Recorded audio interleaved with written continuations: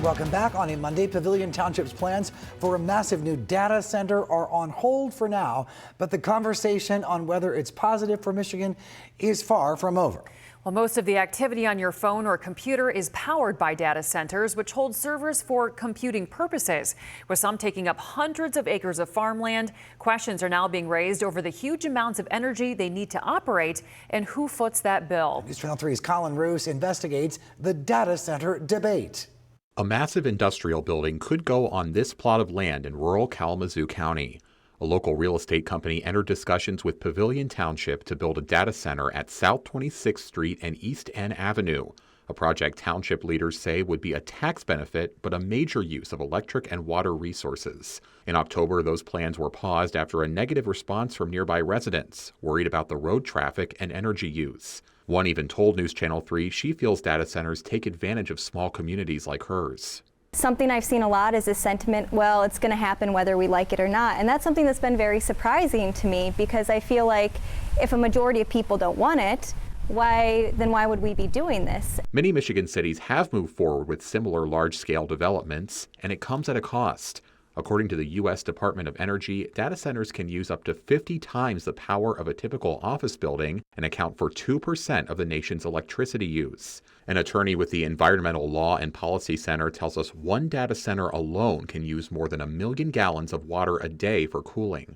These large data centers, one individual data center can use the same amount of electricity as a mid-sized city. What do we do when climate's on the line? Stand up, fight back! Those concerns are making some residents more outspoken in opposing their construction. Environmental activists rallied against data centers' climate impact and energy affordability last month outside the Michigan Public Service Commission, the agency regulating public utilities. We need them to hear that we need the most proactive regulation of data centers possible.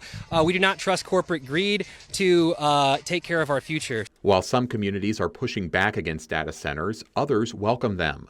In Dowagiac, the Las Vegas-based company Hyperscale Data operates a 34-acre data center. City manager Kevin Anderson calls it a boost to the local economy as the center makes use of the former National Copper Building and rents out space to other businesses. The 30-megawatt facility is planning a dramatic expansion to 340 megawatts by 2029 for AI and machine learning. But Anderson says they have the space for that kind of growth. It's been a really good fit for an old factory that had been abandoned and then has been restored to life. Further north in Kent County, Gaines Township is home to a data center with an even higher power capacity.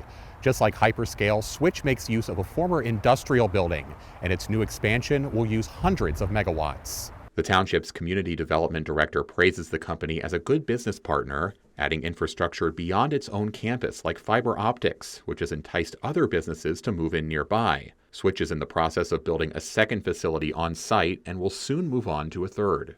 Those temporary jobs are kind of long-term temporary jobs, and so they have reinforced our suppliers in this area where they're buying materials. When asked if residents have seen higher rates as a result of their data centers, neither Dowagiac nor Gaines Township say it's been a problem. Switch is in the process of building a power substation on its property and tells News Channel 3 it operates on 100% renewable energy.